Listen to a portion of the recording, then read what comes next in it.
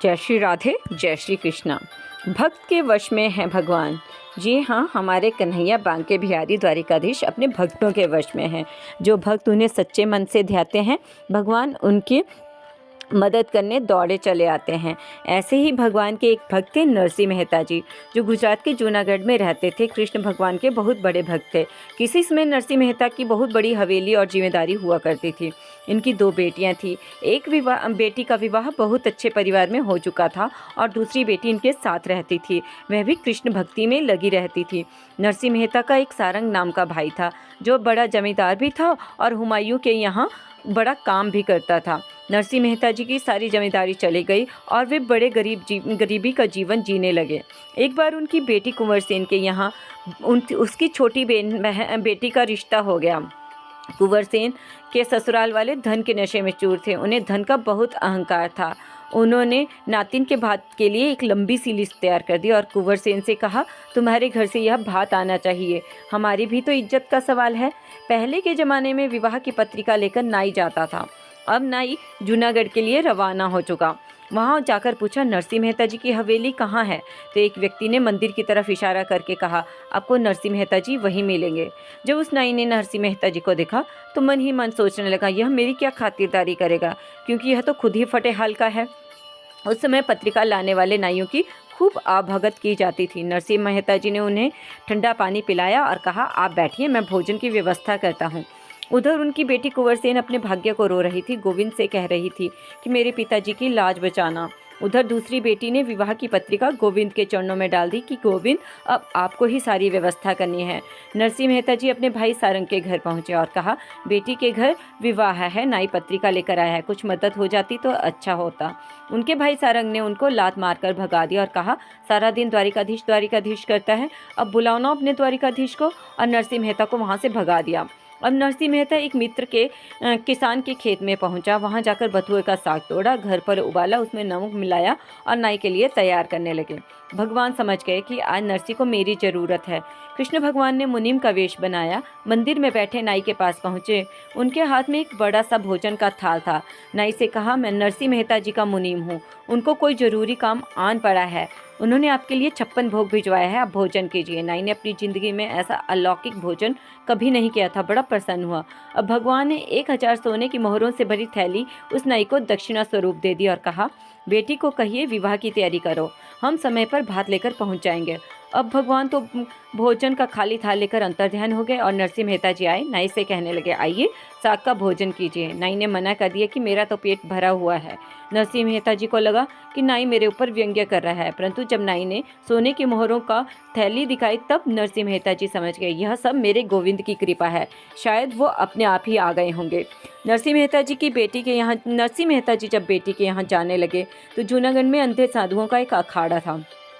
नरसिंह मेहता जी सारा दिन संतों के बीच रहते थे, इसलिए उन्होंने 16 संतों को बेटी के यहाँ जाने के लिए तैयार कर लिया। सोचा, संतों के आशीर्वाद से बढ़कर बात और क्या हो सकता है। नरसिंह मेहता जी अपने किसान मित्र से एक टूटी फूटी बैलगाड़ी 4-5 दिन के लिए उधार मांग कर ले और उस बैलगाड़ी में 16 अंधे साधुओं को बिठा लिया। जब वे जूनागढ़ से बाहर आए तभी उनकी गाड़ी एक गड्ढे में चली गई, उसका पहिया निकल आया, सारे साधु नीचे गिर गए। बड़ी कोशिश की, न तो वह गाड़ी ठीक हुई, न गाड़ी के गड्ढे से बाहर आई। नरसिंह मेहता जी ने फिर भगवान को पुकारा। अब भगवान आ गए एक बढ़ई का रूप बनाकर और नरसिंह मेहता जी को गाड़ी को दोबारा बना दिया। नरसिंह मेहता जी को कहा कि मैं भी उस गाँव तक जा रहा हूँ, मैं तुम्हारी गाड़ी को हाँक दूंगा। अब भगवान नरसिंह मेहता जी की बैलगाड़ी को हाँकने लगे। भगवान ने गाड़ी को ठीक करने की अपनी मजदूरी मांगी। नरसिंह मेहता जी ने कहा, हम तो साधु संत हैं, हमारे पास कोई पैसे नहीं हैं, हम आपको दिहाड़ी के रूप में भजन सुना देते हैं। भगवान भी अपने भक्तों का भजन सुनना चाहते थे, क्योंकि उस दिन नरसिंह मेहता उन्हें अपने बेटी के यहाँ जाने की जल्दी में भजन नहीं सुना सके थे। अब सारे साधुओं ने अपनी सारंगी उठाई, नरसिंह मेहता जी भजन गाने लगे।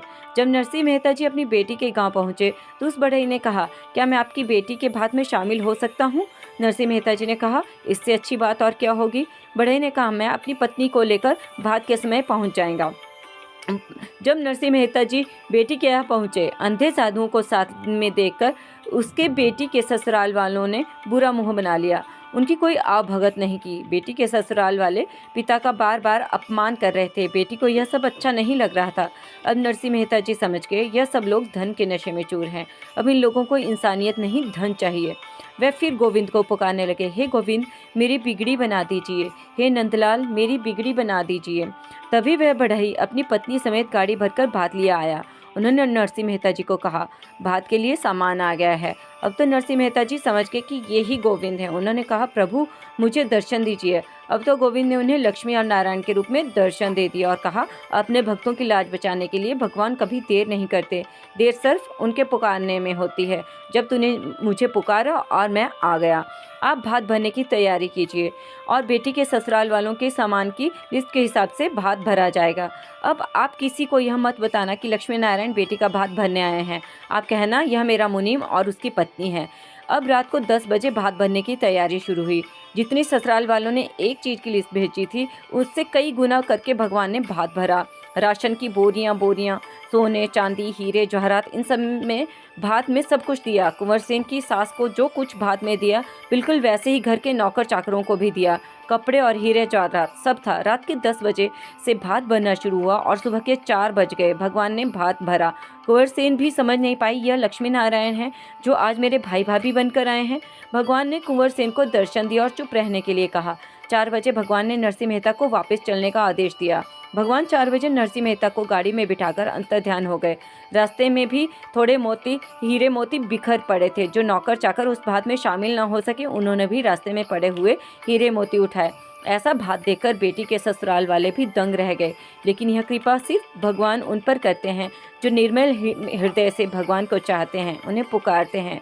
जिनमें श्रद्धा सच्ची होती है, वह भक्त होते हैं जिन्होंने अपना पूरा जीवन बिना किसी कामना के भगवान की भक्ति में लगा रखा होता है। भगवान भी जानते हैं अपने भक्तों को किस समय क्या देना है। यह भक्त और भगवान का प्रेम है। जय श्री राधे, जय श्री कृष्णा। भक्तों, आपको यह भक्त की कथा कैसी लगी? यदि पसंद आई तो कृपया इस वीडियो को लाइक करें और हमारे चैनल को सब्सक्राइब करें।